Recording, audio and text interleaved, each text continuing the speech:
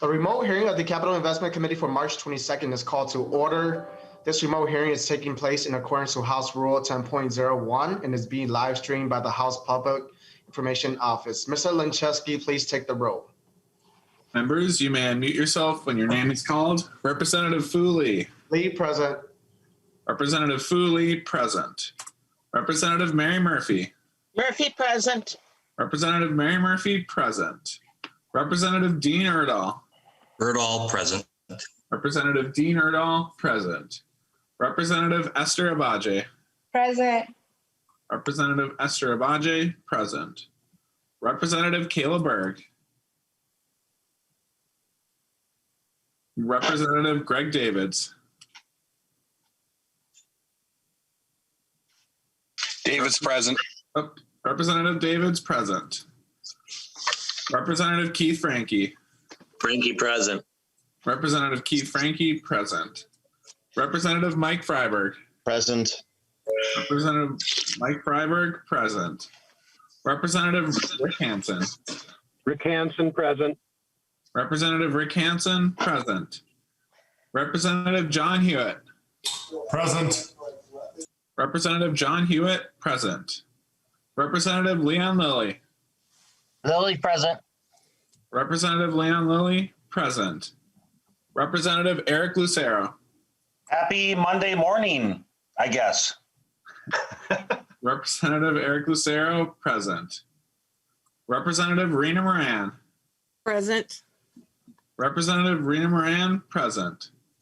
Representative Nels Pearson. Pearson present. Representative Nels Pearson, present. Representative Donald Raleigh. Raleigh, present. Representative Donald Raleigh, present.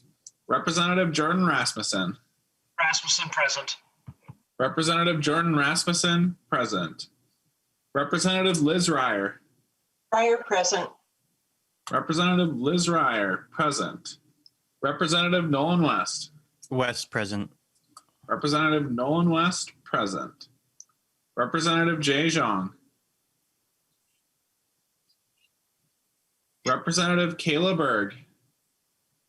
Present. Representative Kayla Berg, present. Representative Jay Xiong. Members, with the conclusion of the roll call, please mute your devices. A quorum is present. Thank you, Mr. Lincheski. A quorum is present. Representative Murphy, can I have approval of the minutes for March 18th? I move approval of the minutes for March 18th as printed. Representative Murphy moves approval of the minutes for March 18th. Any discussions? Hearing none, those in favor say aye. Aye. Those opposed say nay. The motion prevails and the minutes for March 18th are approved. Members, before we get started with presentations on geo transportation bonding bills today, I've asked our fiscal analyst, Mr. Andrew Lee, to provide a brief overview of the trunk highway funds. Bonds, THB, are backed by the trunk highway fund, unlike traditional geo bonds, backed by the full faith and credit of the state. Mr. Lee will explain in more detail, but since we only have 5 minutes dedicated for this, I would encourage all of you to connect with Mr. Lee after this if you have further questions. Please proceed, Mr. Lee. Thank you, Mr. Chair, and I am bringing up share screen right now. So this is also in members packets too, so if you want, I won't go through point by point, but if you want more detail, you can read this and ask me questions. This is a summary of the different type of transportation projects and jurisdictions as roads, transit, and other transportation items. Within roads, there is a hierarchy and different jurisdictions of who owns and maintains roads. As the chair was mentioned earlier, the trunk highway system or the state-owned roads include interstate highways, U.S. highways, and Minnesota trunk highways. They're all considered trunk highways, but it's the blue and yellow shield with the Minnesota at the top of it. Those three types of roads all are state trunk highways. And in the state constitution, there is a separate article relating to the financing of those. from the dedicated transportation taxes, the gas tax, the registration tax or tab fees, and the motor vehicle sales tax. And there's a few other smaller items as well. But the Constitution lays out that those funds are specific to, and a separate bonding authority for those are for trunk highways. And there's also, in addition to those highways, there's also roads that are under state or under local jurisdiction, either counties or cities. So in the next boxes on the spreadsheet, you can see examples of county road shields and also municipally owned roads. In the transportation bill, part of those constitutionally dedicated funds also have amounts that go to those local road systems. But the distinction in bonding is that trunk highway bonds typically can only be used for trunk highway purposes or state road purposes, and GO bonding is used for local road purposes. And there's, I could get into more detail, there's a bond council memo on this, but just to sort of briefly go over the highlights there.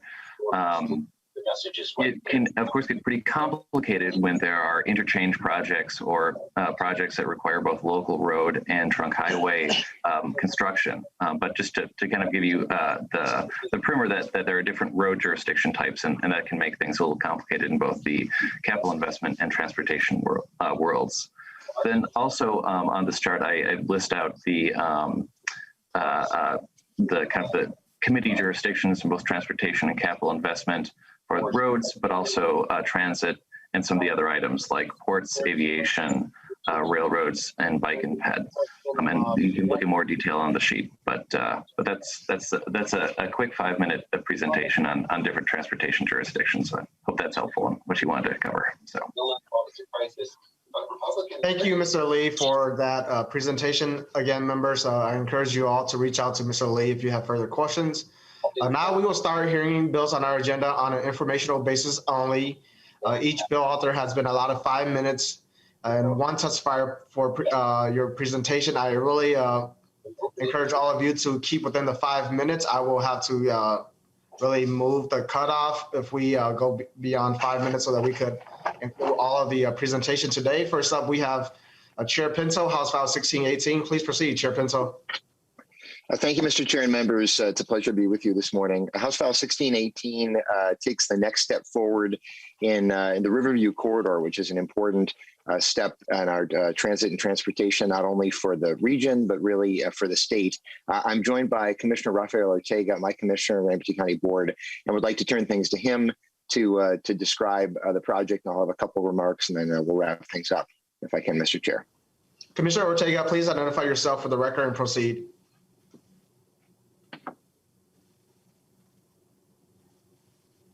Thank you, Mr. Chair, committee members. I am Rafael Ortega, Ramsey County Commissioner for District 5. The Riverview Corridor completes the missing leg of the transit triangle, linking the Green Line in downtown St. Paul and the Blue Line at Fort Snelling. The Riverview Corridor enhances mobility and accessibility to residents, businesses, and workers, and will improve access to jobs, education, and healthcare. The population to be served by the Riverview Corridor is heavily dependent on transit. Currently, 14% of the households in the corridor do not have a car, and 42% of the households only have one car. Funding this major transit investment will expand access to the range of opportunities available in the metropolitan area. Currently, there are 175,000 jobs along this corridor, and employment is projected to grow to 200,000 jobs by 2040. Of the 133,000 people who live in the corridor, 16% of those folks are at or below the federal poverty level, which is higher than Ramsey, Hennepin County, and the region. Improving resident access to jobs will be a key piece to support increased economic mobility. State bond funds will be used to continue to advance the project through the FTA process. A large piece of this work relates to our continued engagement of our residents, businesses, tribal, and community partners, as we work to advance the Riverview project that effectively serves a broad range of diverse community needs. In the interest of time, I submit and thank you for your consideration of House File 1618. Thank you, Mr. Chair. Thank you, Commissioner Ortega. Chair Pinto, do you have any closing comments? I do, Mr. Chair. I want to direct the attention of members to, there's a 2-pager that's on the committee's website, members of the public as well, that has a map and a lot of information to confirm this is a project that connects downtown St. Paul with the Mall of America and with the airport in between. So it's quite important. I just want to highlight for members as well, Mr. Chair, that the portion of my district that the project passes through is a portion that has a particularly high concentration of lower income families, of families of color, of a lot of new Minnesotans. As the commissioner said, we've got a lot of folks who are heavily transit dependent. And this is something that in that area, we have actually a state highway that's passing right through.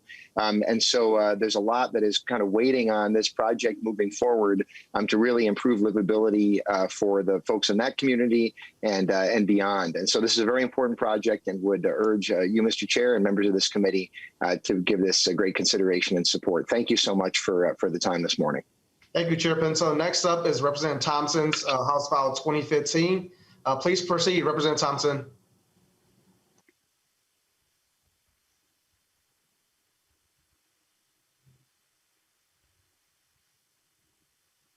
Representative Thompson, you're on mute right now. I was just speaking on behalf of Representative Xiong. He's not available today. He has a sick family member, so I just wanted to make sure that the body knew that. You hear me? Can you hear me, Shirley? We can hear you. Yep, please proceed. And listen, I want to introduce House File 2015, appropriate money for the Rush Line bus transit project through the sale of issuance of state bonds. Also think projects like the Rush Line as an investment in our future generations of Minnesotans, our children, grandchildren.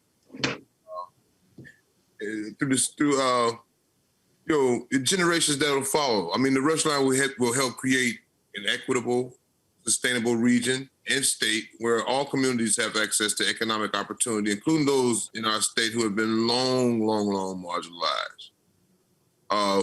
When we lift up these Minnesotans, we lift up our whole state. So to share more about this legislation, Chair and members, I'd like to introduce our Ramsey County Commissioner, Victoria Reinhardt, who serves as the chair over the Rush Line Corridor Task Force. Commissioner Reinhardt, welcome to the committee. Please identify yourself and proceed. Thank you and good morning. I'm Victoria Reinhardt. I'm a Ramsey County Commissioner and I serve as chair of the Rush Line Corridor Task Force. Ramsey County is requesting $2.5 million in state bond funds to be appropriated to the Metropolitan Council for a grant to Ramsey County Regional Railroad Authority for pre-design and design, including environmental work of the Rush Line Corridor Transitway from the Union Depot in St. Paul to White Bear Lake. The Rush Line will improve access to jobs, healthcare, education, and other resources by adding a new and equitable transportation option for residents in the corridor, where over 18% of households do not have access to a car. There are more than 100,000 jobs and 50 hospitals and medical clinics within a 10-minute walk of the 21 proposed bus rapid transit stations. I want to repeat that, 100,000 jobs and 50 hospitals and medical clinics along this line. The Rush Line will provide a low carbon transportation option and plans to operate service with fully electric buses that are quieter than traditional buses and produce no tailpipe emissions. The project also includes a thoughtful redesign of the Bruce Bento Regional Trail that will improve safety and add native plantings to a corridor where many residents walk and bike. Communities along the Rush Line are planning for a mix of businesses, public spaces, and housing within a short distance of Rush Line stations. This includes affordable housing, more of which is desperately needed in our region and statewide. State bond funds will be used to match county funds to support further design work to complete the engineering phase and mitigate any potential impacts prior to construction without schedule delays. Rush Line will have a statewide as well as a regional benefit by spurring economic development, reducing vehicle miles traveled and wear and tear on highways, and increasing overall economic competitiveness. During the construction phase alone, the project is expected to expand employment by over 4,000 jobs a year. State bond funds will reduce the demand for local transportation revenue sources such as county property taxes and sales tax, and will help leverage additional federal funding for the project. Thank you for your consideration of House File 2015. Thank you, Commissioner Reinhardt. Representative Thompson, do you have any closing comments? You're on mute right now, Representative Thompson. Monday morning. I just wanted to share, Commissioner Reinhardt has worked tirelessly for years to promote a more equitable, sustainable future and bring reliable, high-quality transportation to Ramsey County. And so I admire her commitment to this work, Chair. This is actually a very good project that will definitely bring jobs into much-needed communities. And so I urge and I would hope that you guys would support this House File 2015. Thank you, Chair. Thank you, Representative Thompson. Next up, we have Representative Agbaje, House File 1759. There is an amendment for reference coded H1759A1. Please proceed, Representative Agbaje. Thank you so much, Chair Lee. Should I go ahead and explain the amendment? Yes, please. Great. So thank you, Chair and members. Just briefly, the amendment that is proposed is meant to clarify that the funding will be dispersed for the first part of the project that's meant for pre-design. And then the amendment then clarifies that the construction of the project would not begin until there has been an additional assessment of different public transportation modes along the highway. So I'll just back up a little bit. Basically, the purpose of House File 1759 is to appropriate funds for a transit project that takes into consideration alternate modes of public transportation for this highway corridor. The corridor specified in the project runs along a road marked Highway 252 and Interstate 94 between Brooklyn Park and downtown Minneapolis. And then the other part of the project that's referred to in this bill is the I-94 project that runs from downtown Minneapolis to downtown St. Paul, known as the Rethinking I-94 project. And so with the changes in the amendment, basically this bill really is meant to acknowledge the work that MnDOT has done in engaging community members about the section of the highway and what should be on there, but also really to impress upon them that bus rapid transit is a meaningful way to include public transportation for residents in this area as this project is built up. So with me today, I have a member of the community who will be testifying this morning. Rocky Williams, please identify yourself for the record and proceed with your testimony. All right, thank you. My name is Kiara Williams. Rocky's my nickname. I'm from the North Side, born and raised. So as a North Side resident, I'd like to testify in support of this bill. First and most importantly, because I believe there needs to be a thorough planning process in place when it comes to extending or altering any highway in the country. There's a long history of transportation projects destroying and disadvantaging communities of color, as we all know too well, from Rondo to Tremy, which is in New Orleans. And redesigning this highway, we need to prioritize other modes of transportation. Centering cars just won't do. For one, cars are toxic to the climate and the air we breathe. Ooh, Monday. Additionally, not everyone has a car, but everyone needs to get where they're going, right? It's imperative that we're thinking about bike access, walkability, and transit access in these projects. Bus rapid transit in these corridors will make it possible for people to easily and sustainably move around their community.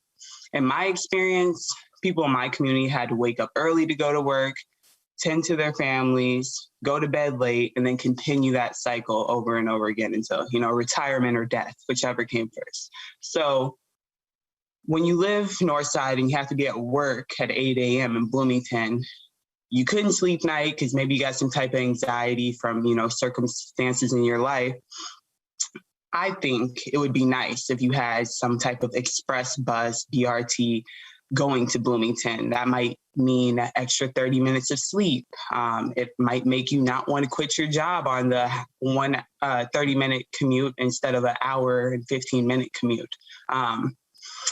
We have to remember we're building for humans with real characters, real obligation, real needs, and real problems. So urban planning was founded in architecture, politics, and sociology before it was its own sector of government. So I think it's only right that we do our best to build safe, inclusive, and progressive transportation infrastructure with the culture of the people in mind.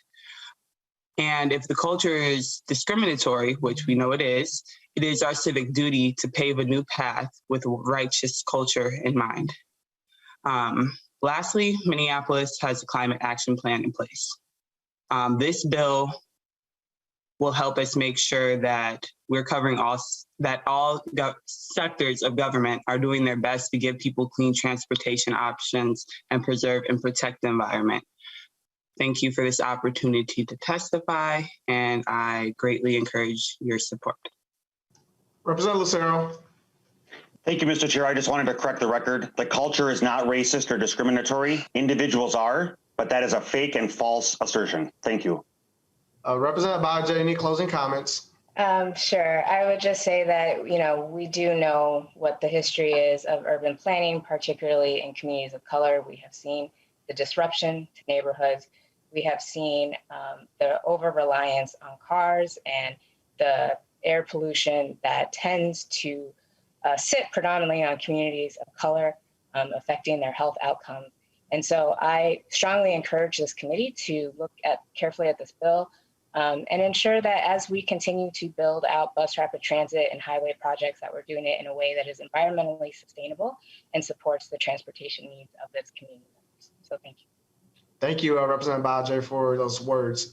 Do we have Representative Xiong on? I know the staff had said that Representative Xiong wasn't on yet.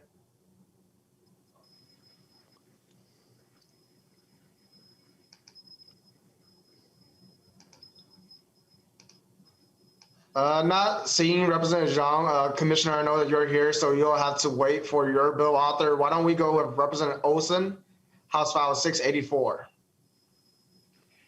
Thank you, Mr. Chair and members. Thank you for taking the time to hear House File 684. It's a bill to fund repairs to one of the most iconic structures in the state, the Duluth Aerial Lift Bridge. The Aerial Lift Bridge is located in Canal Park and stands at the entrance to Duluth Harbor. It connects Duluth to Minnesota Point, the peninsula that protects the harbor. The original structure spanning the Duluth Ship Canal was first constructed in 1901. It went through a number of modifications until the aerial lift bridge was constructed in 1929 as a more permanent and efficient means to move traffic to and from the Park Point neighborhood while still responding to the ship traffic of the harbor.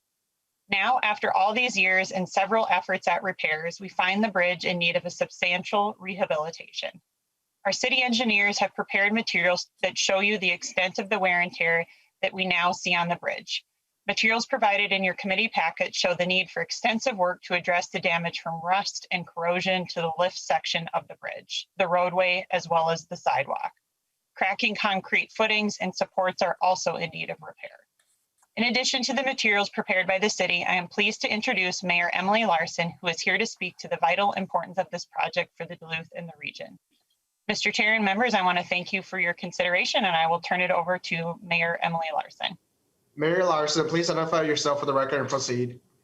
Great. Good morning. My name is Emily Larson. I am mayor of the city of Duluth. Chair Lee, thank you for scheduling House File 684 for a hearing in your committee. And my deep thanks to Representative Liz Olson for authorizing this measure. As Representative Olson said, this bill seeks help in restoring the aerial lift bridge. Anyone who has been to Duluth, you've probably seen this bridge. Hopefully you've had a chance to get either up close or to be able to cross it. It is stunning and beautiful. It is also functional. It is something that we rely on to relay people back and forth and for our international shipping industry. The lift bridge became the means of crossing the ship canal in Duluth in 1929. The city has kept up with our repairs for the past 90 plus years, and we have received a little bit of help along the way. But as with many other structures, there comes a time when a more extensive rebuild becomes necessary, and that's where we find ourselves today. The deck bridge, concrete supports, rivets, plating, all are in need of attention. Our engineering department has done a thorough analysis to identify needed repairs and to determine overall cost. I know those materials are before you. The city administration, the Duluth City Council, have both identified the aerial lift bridge as the city's #1 capital investment priority. Just want to say a few other things. City of Duluth, with the assistance of federal highway bridge funds, federal stimulus funds, state bridge bond funds, we have performed substantial rehabilitative work to the bridge, totaling more than $20 million since 1998.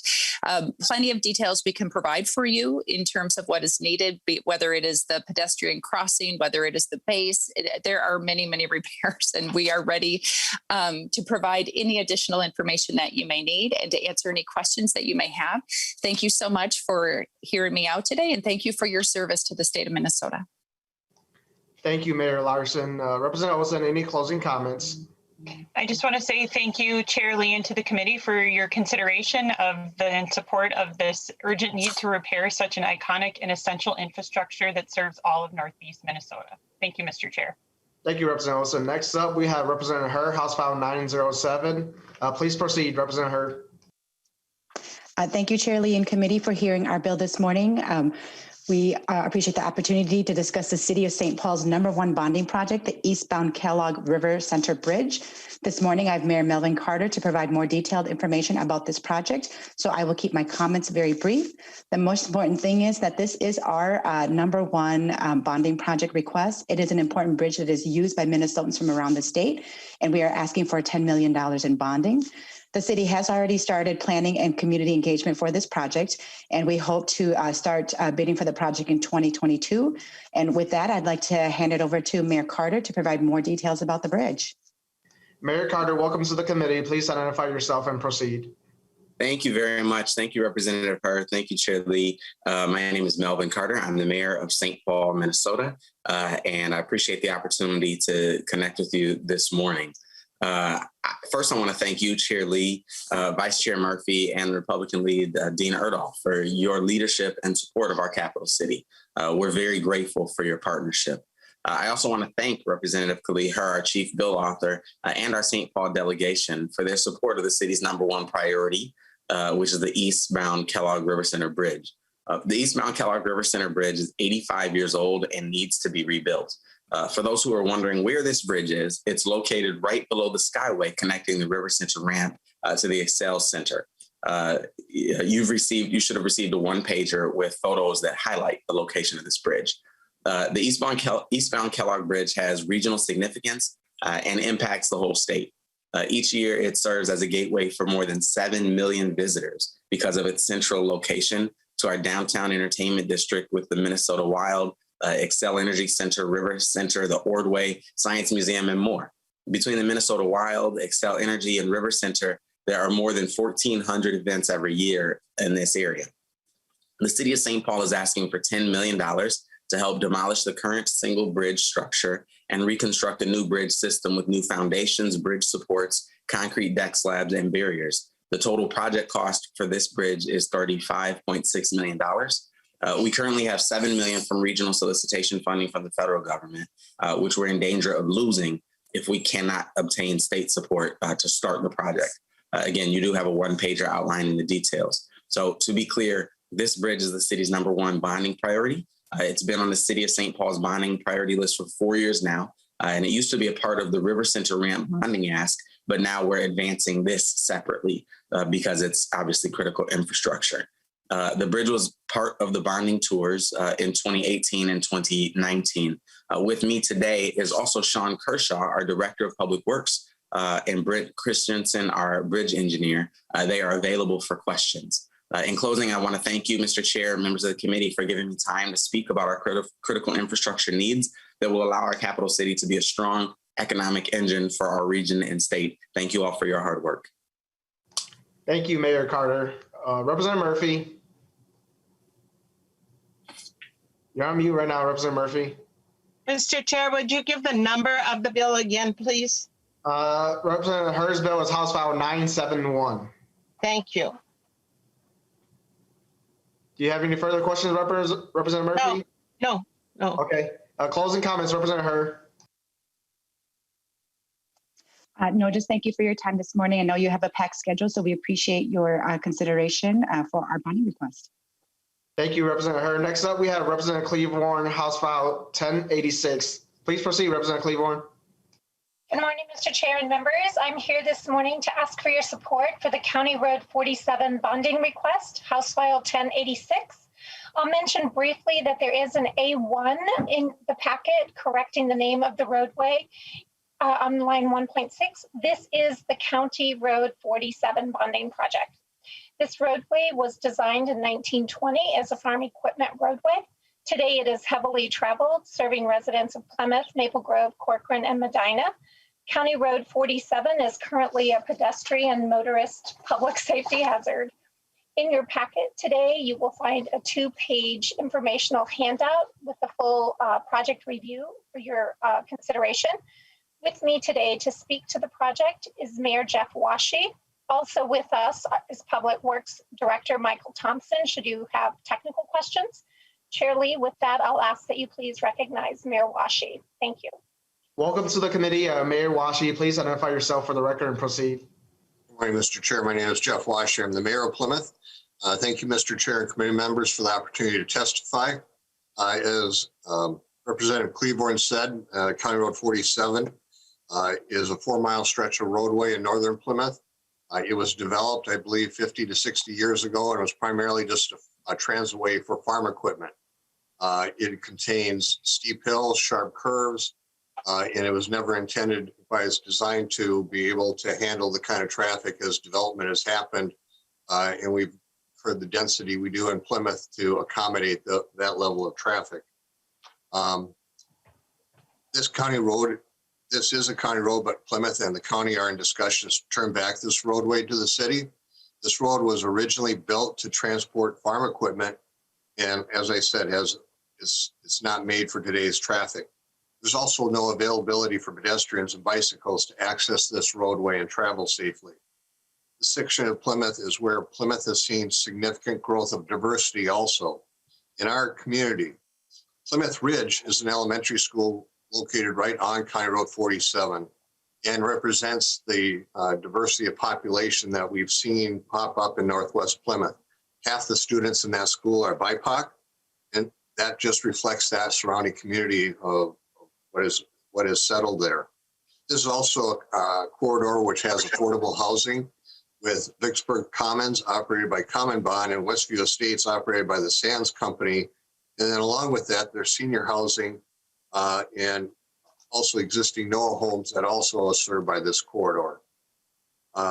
This project is planned to create multimodal transportation, creating safe pedestrian and bicycle usage along the road, which was the #1 concern of residents living in this corridor. The project will also mitigate drainage ditch flooding, improve stormwater quality, and with the more intense rainfall events, new design would ensure resiliency to the changing climate conditions. I would also state that this is Plymouth's #1 legislative bonding priority. And I invite you also, when you do your bonding tour, to come and see this corridor for yourselves, just to see the condition it's in. Thank you. Thank you, Mayor Washi. Representative Klevorn, any closing comments? Yes, thank you, Mr. Chair. I would just like the members of the committee to know that it is just a matter of time before a child will be killed on this roadway. It is heavily, heavily traveled, and with the school on one side and the community living and residences on the other side of this major roadway, it is a disaster waiting to happen. Already we have 10 to 20 crashes per year on that roadway. And so I ask you to work with us to protect the community, pedestrians, and the motorists. Thank you very much for your time and your consideration today. Thank you, Representative Klevorn. Next up, we have Representative Koegel, House File 1380. Please proceed, Representative Koegel.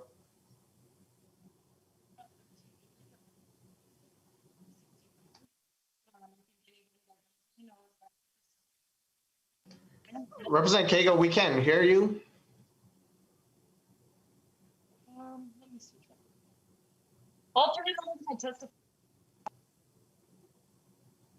Can you speak again, Representative Koegel?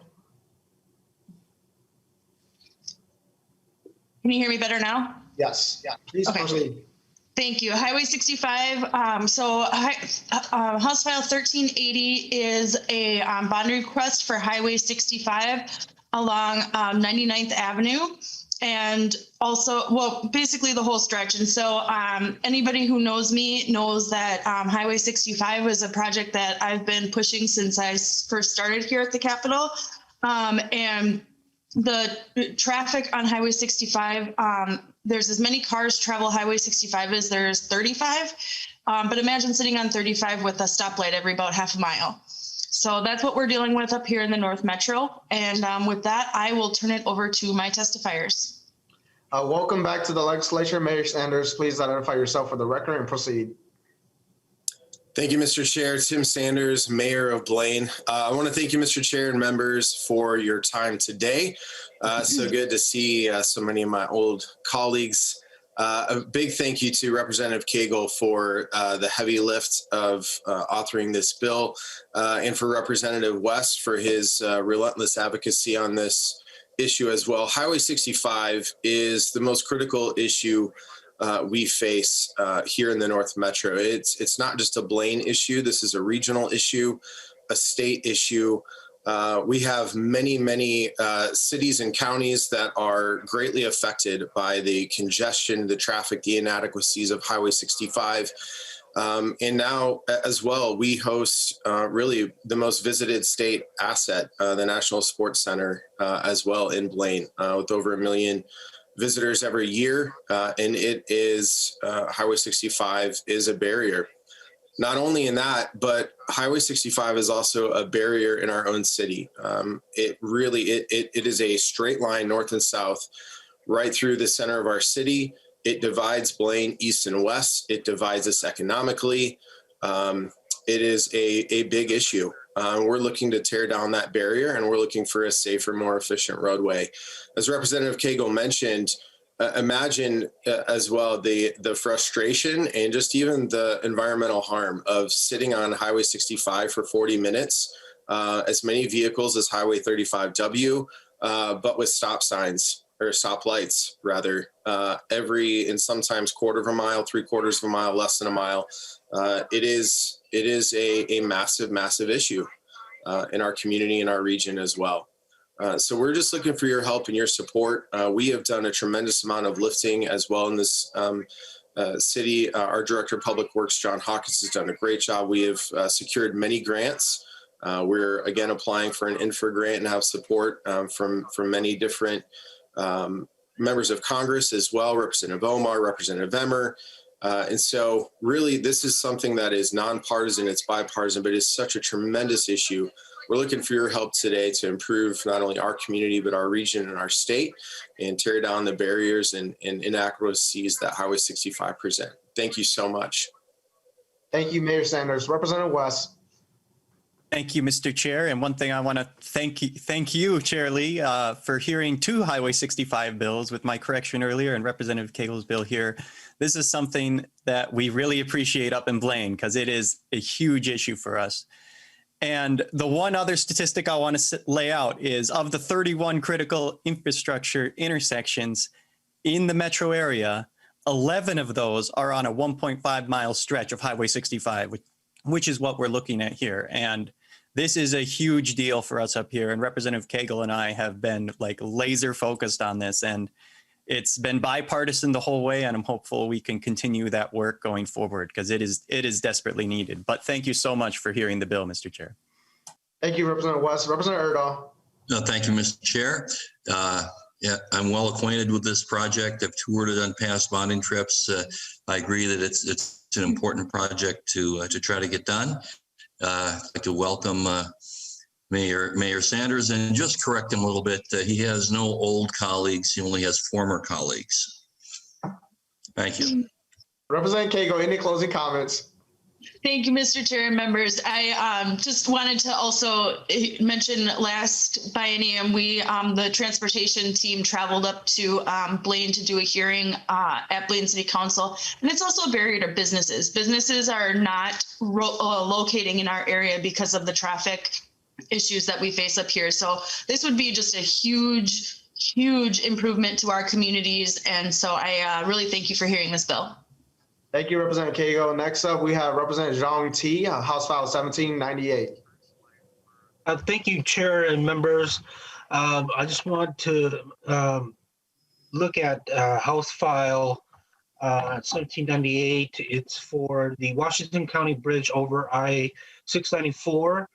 And I have with me Washington County Commissioner and former Mayor Stan Karwarski with me, and he'll talk a bit more about our needs for the bridge in Oakdale. Thank you, Representative Xiong. Commissioner Karwarski, please identify yourself for the record and proceed. Thank you, Representative Xiong. Stan Karwarski, Washington County Commissioner, District 2, which is the western boundary of Washington County. Thank you for having me this morning to talk about HF 1798. With the combination of state, county, and federal funds, the 4th Street Bridge would be reconstructed and improved in conjunction with the GO Line Bus Rapid Transit project.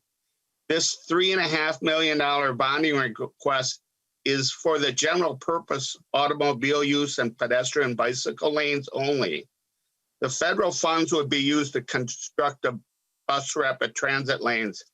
This design, as shown in the handout, would extend the uninterrupted BRT guideway. The reconstructed bridge will provide a crucial walking and biking connection where one does not exist today. And you can see how dangerous it is by the handout with the low rail. Improved multimodal connections within Oakdale would be achieved, along with the future GO Line project, will help leverage the planned investments on land that is open and available for commercial and industrial growth in the immediate area on both sides of the bridge. It will also ease the burden of freeway barriers on this in the Oakdale neighborhood over I-694, and the bridge is near I-94. The updated 4th Street Bridge and the GO Line BRT will increase access to jobs, education, recreation for low-income communities in the immediate area and the region. This project is also supported by the cities and counties along the line, as well as the GO Line Partners Group, which includes businesses and community leaders who've worked together on the GO Line project for many, many years. Together, we believe these improvements to the 4th Street Bridge are important to guiding strong connections in our community and also a strong economy. We urge your support for this funding request. Thank you for your consideration. Thank you, Commissioner Kowalski. Representative Xiong, you need closing comments. Thank you. Thank you, Chair Lee, and I would just urge everyone's support. We have kids that are waiting for school buses near there. As you can see, the bridge is too narrow, and this investment will go greatly to help support the needs for the city of Oakdale, for kids like myself that once lived in Maplewood, that goes to school, that uses the school buses there. And it's a really good investment. And I would just like to thank you all. Thank you, Representative Xiong. Next up, we have Chair Stephenson, House File 1472.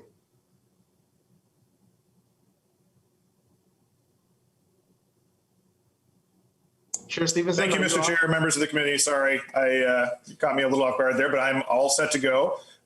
This bill relates to Highway 10 up in the North Metro, a critical corridor linking the Twin Cities with parts north and west.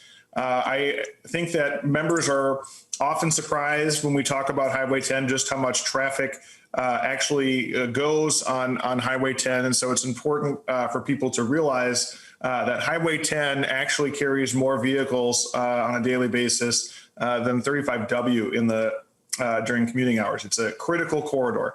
And just outside of the 694 Beltway, just a little further north, you run into stoplights still on Highway 10, which is both a traffic impediment and a safety concern. Now, Anoka County, the state, local municipalities have been working hard to improve the traffic flow on Highway 10 for many years. And we've been successful in getting funding together to eliminate a couple of stoplights, but there are 2 more pesky stoplights we want to get out of the way so we have a good corridor through the northwest suburbs towards Elk River. And this bill provides needed funding in order to accomplish that. It's the Ramsey Gateway project. It will remove the last 2 stoplights in Ramsey as we move north towards Elk River. And we have received ample federal funding as part of this package, thanks to the efforts of our federal delegation. So we are of a total of over $100 million project. We are only $46 million away from being able to put shovels in the ground. So the bill before the committee asked for 12 million, but again, the total cost is 46. I do have a testifier here today, Mr. Chair, Joe McPherson, the engineer for Anoka County. Mr. McPherson, please identify yourself for the record and proceed. Thank you, Mr. Chair, members of the committee. My name is Joe McPherson. I'm the Transportation Division Manager and County Engineer for Anoka County. Representative Stephenson did a great job of introducing this project. As he mentioned, these are the last 2 signals on the Highway 10 corridor in the city of Ramsey, and it truly does have a regional impact. I'm just going to pull up on the screen here quick a copy of the layout where we're at today. And this is, hopefully everyone can see this. This has truly been an inclusive process. Representative Stephenson did a great job of laying out where we're at funding wise and stuff. I just want to give you a quick little history of where this has come from. So over the last 2 decades, we've been looking at this corridor and trying to figure out solutions that work for the businesses, the industry, the residents that live and thrive along this corridor. As you can see on the screen, the BNSF Railway parallels this corridor, which adds another point of complexity to this project. We are working closely with BNSF and our partners at MnDOT, the city of Ramsey, Met Council to come up with a plan here where we're grade separating the railway to improve safety there. We're grade separating the at-grade signalized intersections to improve safety along the corridor. There's been a number of pedestrian fatalities as well as auto fatalities along this corridor. So we've been doing this over the last 2 decades. Originally in 2009, the price tag in $2007 was just over $200 million. So if you inflate that to today's dollars, it's nearly 300 million. We have shaved the costs down and we've made the necessary changes so that we're impacting far less properties. We were impacting over 150 properties. 100 of them were low income properties. We are now completely avoiding that area and we've reduced our property impacts down to between 10 to 14. And that $300 million price tag is now down to 138 million. So a lot of effort has gone into this. It's truly been an inclusive process. And so with that, I just continue to ask for your support. I want to thank all those that have been so supportive in this project. And I'll turn it back over to you. Chair Stephenson, any closing comments? I would ask the committee for support. As I mentioned, this is more traffic on this road than on 35W. Can you imagine what would be going on right now if there were stoplights on 35W just north of the Twin Cities? Totally unacceptable. It's unacceptable here. I hope for the committee's support and thank the chair. Thank you, Chair Stephenson. Next up, we have Representative Franson, House File 1477.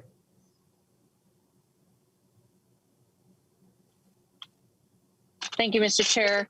I'm running kids to dental appointments this morning. So anyway, thank you for your time today. I am excited to present this bill regarding a new culvert. Most bills are more exciting than this, but it is very needed in my community. I'm going to yield my time, Mr. Chair, to Craig Luce, President of Lake Geneva Association, to discuss why we are requesting funding for a culvert. Sir Lewis, please identify yourself for the record and proceed. Hi, good morning. Thank you, Representative Franson, and as well as the chair and the members for the opportunity to testify regarding Bill HF 1477. My name is Craig Luce. I reside on Lake Geneva in Alexandria, Minnesota for over 25 years. Additionally, I'm the president of the Lake Geneva Area Association. Lake Geneva by the way of some background, is on the Alexandria chain of lakes that consist of 5 lakes, i.e. Lake Geneva, Lake Lahamadou, Lake Carlos, Lake Darling, and Lake Victoria. These lakes chained together through channels are also commonly known as box culverts. The channel which we're discussing today, which goes between Lake Geneva and Lahamadou and goes underneath Highway 29 north of Alexandria, Minnesota, is very restrictive and was constructed in 1956. As you can imagine, over 64 years, significant changes have occurred. Chain population has increased boat size has been significant, new restaurants, erosion, water level fluctuation, increased tourist and recreational visitor activity is significant, not to mention fishing tournaments that occur on a regular basis. Boater safety and water damage has become a major issue through this particular channel or box culvert. Boats getting stuck, wedged, boats meeting in the channel because the visibility is impaired, and clearly it's dangerous for passengers as they navigate through this particular channel because it is so, the height is quite restrictive. Boat dynamics have changed over the past several decades. We referenced Grandpa's red fishing lung boat. They still exist. However, they've been replaced by pontoon boats, personal watercraft, wakeboard boats, and classic wooden boats. As a result of the numerous changes over the past 64 years, navigation and access through the Lake Geneva-Lahamadou Highway 29 channel is extremely limited and, quite frankly, dangerous. To put this in perspective, the channel between Lake Carlos and Lahamadou is twice the size of the channel box culvert between Geneva and Lahamadou. I've submitted a photo, but I don't believe I have the cape up. Jenny, thank you. This will put things in perspective in terms of a channel comparison. The channel on the left, you're looking at a train trestle. Please disregard that. Underneath that is, in fact, the channel that we're talking about between Geneva and Lahamadou. And the comparison is, once again, the channel that resides between Lahamadou and Carlos. So there's a significant difference, and hopefully this puts things in perspective for you. In terms of homeowner and commercial impact, we think it adds significant value. There's 1,587 homeowners that reside on the chain. There's 12 resorts, 3 Bible camps, 3 major restaurants, Carlos State Park, and above all, we believe the value to the Alexandria community, further improving accessibility, safe navigation, enjoyment, and experience. One of our greatest resources will provide a significant improvement, not to mention visitors from out state. We have done PowerPoint presentations to Senator Egerbretson, MnDOT, Detroit Lakes, City of Alexandria, Douglas County Board of Commissioners. We've submitted a reconstruction proposal and cover letter to Senator Xiong. We've done a survey monkey to all 1,500 homeowners on the chain, and we have received overwhelming support.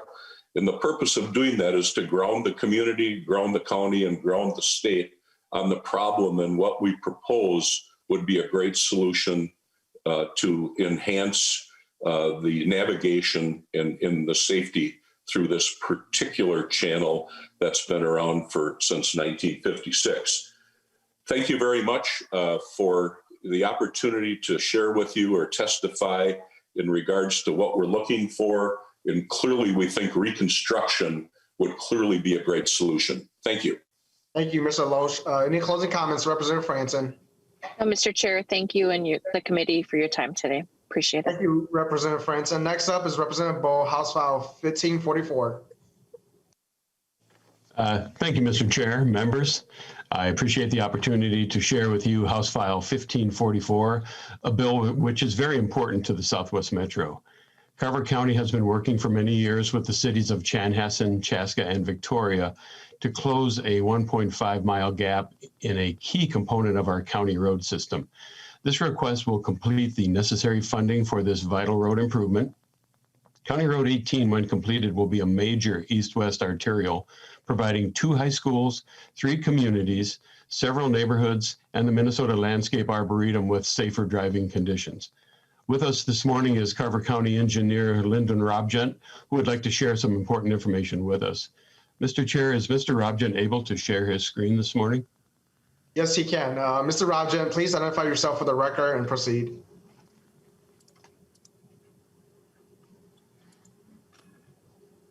Oh, good morning, Mr. Chair. My name is Lyndon Robgent. I'm the Carver County Public Works Director. Thank you for the opportunity to give you a brief description of our County Road 18 Community Connection Project. As Representative Bowe mentioned, this is a critical connection between the cities of Victoria, Chaska, and Chanhassen. The screen here shows the Minnesota Landscape Arboretum and Highway 5 to the north. Highway 5 to the north here is a 2-lane highway that carries more than 25,000 vehicles per day with severe congestion along the corridor.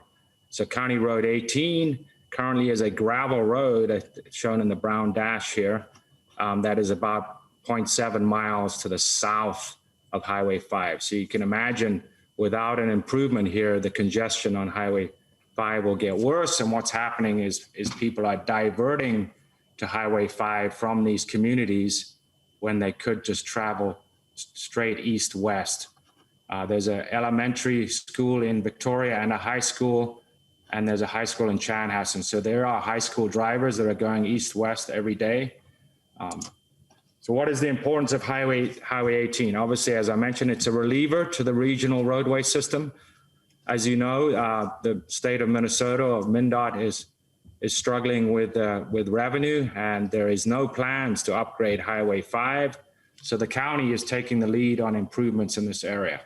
So County Road 18 is a critical community connection between retail areas in downtown Victoria and Chanhassen.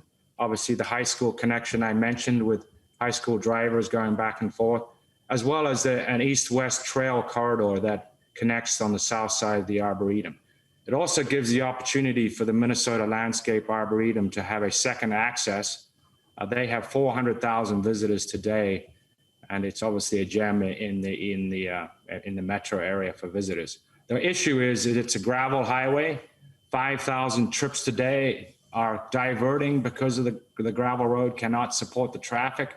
They're going up to Highway 5, whereas there's already severe congestion, very high crash rates. The issue with 82nd Street or County Road 18 is the lack of local funding source. There is no immediate development occurring in that area, so the cities have no way to pay for their share of the project. Little more background, we did a 2-year study of all the transportation corridors in this community, and we looked at traffic needs, safety, transit needs, stormwater management, environmental protection, and ped and bike needs. Obviously, with Highway 5 being so congested, there is an air quality issue. And with this reliever route constructed, that will improve. We came up with a $200 million need over the next 20 years. The county board did adopt the local option sales tax and will be using that funding to improve all of these corridors, including Highway 5. The state investment needed on Highway 5 is about $140 million. And then the county and city has a share in all these projects as well. The issue, of course, is MnDOT only has 15 million committed to Highway 5. The county has 16 million budgeted in CASA funding, and the city has 7 million available for their share of the project. And we have received a grant to date of 10 million from the regional solicitation. So there's a gap of 158 million. The county is going to contribute almost 80 million out of the local option sales tax to that gap. And then we are going to seek future grants, including this request for 82nd Street. So 82nd Street is about a $23 million project. Again, the issue is the $8 million of the city funding is not available. They, as traditionally, fund roadways like this as development happens. There is no development planned on this portion of Chaska until post-2040. And with the Arboretum to the north, there is no funding source for the cities to complete this critical project. the county has a $2 million gap for our share on this project. So we are seeking $10 million in bond proceeds for environmental documentation, property acquisition, design, engineering, and construction of this critical corridor. With that, I'll turn it back to you, Mr. Chair. Thank you, Mr. Robjan. Representative Bowe, any closing comments? Thank you, Mr. Chair. No, I would just like to thank you, Mr. Chair, and members for your consideration this morning. As Lyndon mentioned, this is a key component for east-west travel in the county and serving not only local schools, but also local businesses and local residents, local neighborhoods. The 1.5 mile stretch with that gravel stretch and then a half-mile gap with no road at all, this has been a big issue for us safety-wise. And so we are looking forward to moving forward. We have partners working together, but this is the last piece of funding that we need. So thank you for your consideration. Thank you, Representative Bowe. So members, just so you know, we're not going to hear House File 1951 from Representative Ryer since it is a trunk highway bonds project. The bill has been recalled and referred to Transportation Finance. Next up, we have Representative Richardson, House File 2012, and I understand there's an A1 amendment. Chair Richardson, why don't you just explain the amendment and proceed with your presentation? Thank you, Mr. Chair. The A1 amendment addresses an error and clarifies that the improvements are to 117th Street. House File 2012 would appropriate $2 million from bond proceeds to fund a grant to the city of Inver Grove Heights to reconstruct and modernize the 117th Street, a major commercial corridor and a busy commuter route. It's also one of the largest hubs of industrial activity in the state, which provides vital goods and services across the state of Minnesota. 117th is badly deteriorated and lacks some basic safety features, which creates road hazards that must be addressed. Today, I have with me Inver Grove Heights Mayor Bartholomew to testify in support of the bill. Mayor Bartholomew, please identify yourself for the record and proceed with your testimony.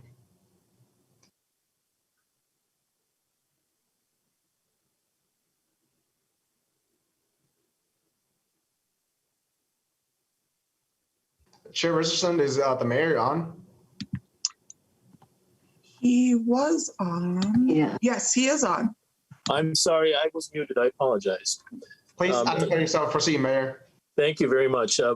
Mayor Tom Bartholomew, Inver Grove Heights. I thank you, Chair Lee, for this hearing, and I thank you, committee members, for listening. And I would like to thank House Representative Richardson for her introduction to this project. This project is very important to the city of Inver Grove Heights, as highlighted by Representative Richardson. The 117th Street is truly a transportational corridor of regional significance. It's a huge industry hub. There's a lot of vital industries going in and out. The road is deteriorated very badly. It was first constructed in 1960. Some of the businesses that are involved that use this road a lot, including the commuters of residents of Rosemont and Egan and Inver Grove Heights. But the businesses included on this road that use this road significantly: Flint Hills Resources, the refinery operation and corporate headquarters are on 117th Street. Excel Energy and Gas, that service Excel customers across the entire state, originates from this large facility. Republic Services, BFI, largest trash and disposal operation in the state, is operated known commonly as the Pine Bend Landfill, is on this street. It has regional significance. It's a large-scale gas recovery operation is being developed on this site. Purina Distribution Center, Land O'Lakes Feed, 60,000 foot facility providing animal food products serving the upper Midwest and beyond. Kane Transportation, a large tanker truck company serving immediate industries and beyond. Kane has 180 employees operating from this facility.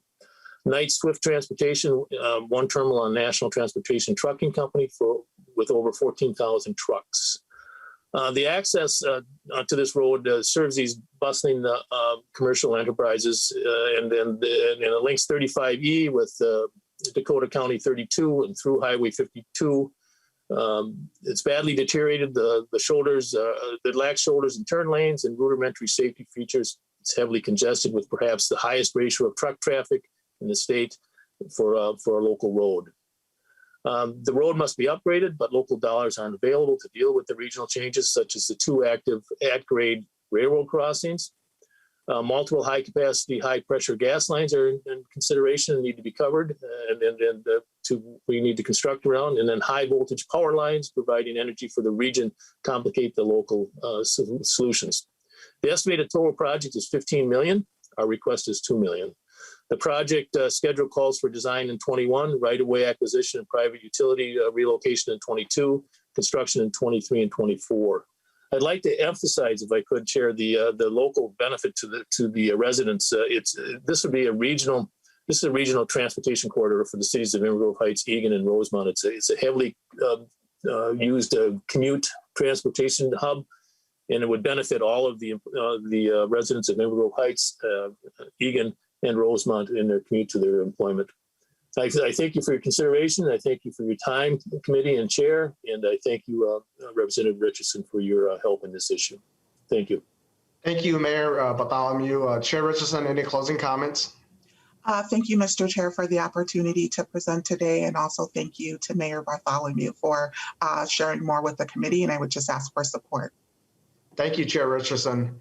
Next up, we have my bill, House File 2174, and so I'll turn this over to Chair Murphy. Thank you, Mr. Chair. I understand that you have an amendment. Reference code is H2174A3. Is that correct? Yes, Madam Chair. And so the A3 amendments looks at the Met Council and their electric bus procurement process, requiring them to submit a report on looking at, why they are identifying electric buses to be purchased or not. And then also requires a report over at the end. The Met Council just went through with a procurement process for biodiesel buses, and just looking at that report to make sure that they fully consider other options, whether that's the hybrid buses or, all fully EV buses. And Madam Chair, to the overall bill, it will be to appropriate $2 million from the appropriation bonds for the Met Council to design, install, and equip electrical infrastructure and EV transit vehicle charging station on council-owned property. Okay. All right. Will you please proceed with your presentation? So that is my presentation, Chair Murphy. Yep. Okay. Does anyone have any questions of Representative Lee?